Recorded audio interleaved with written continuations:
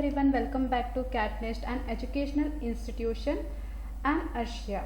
Today I will be teaching you one more interesting tool in Excel 2010, the pivot tables.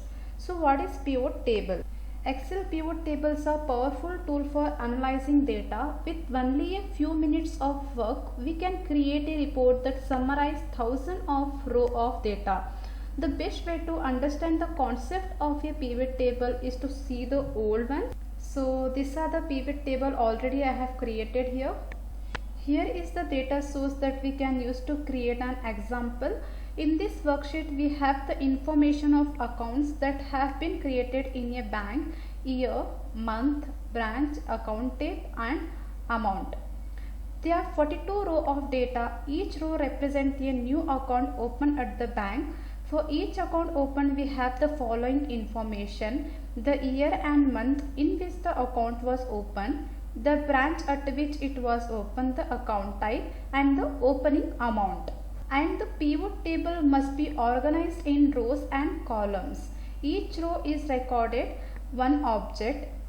In this example contain information about one new account opened at the bank. The first row contains heading.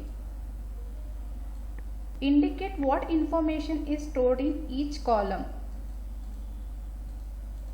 And one more most important thing here, there are no blank rows and columns. This Excel sheet is an example of data structure property for a pivot table. The rule of pivot table is to answer question. For example, with this source data, how much money has been deposited in each account type? How much money has been deposited at each branch? For example, this two pivot table. In the first we have two pivot table. The money deposited in each branch broken down by account type. In the second we have the same information but in percentage. So this is what I get with pivot tables as a report. A summary that analyzes large amount of information. So let's start. To start, select a cell in the data source. On the ribbon, click the Insert tab. Here you will get pivot table option. So I am using here pivot table. Click on the pivot table option. So there is a dialog box. In box there are two questions. Where is the data that you want to analyze and where do you want to create the pivot table? Already my table range is selected here. When you select a cell in the data source, automatically it determines the data.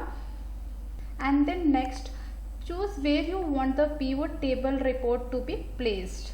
Here you will get two options: new worksheet and existing worksheet. And new worksheet is the default selection here. Existing worksheet means if you want to work in a same worksheet, other time you can select existing worksheet, but I am using here new worksheet, so I am giving OK here. Then Excel adds a new worksheet that contains an empty pivot table.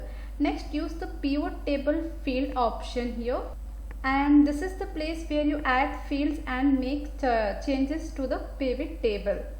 This panel is divided into two groups. At the top of the table, choose field to add to reports. At the bottom of the table, drag fields between areas below.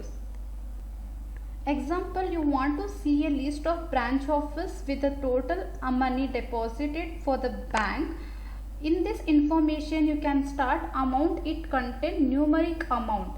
Field raise is automatically added to value area.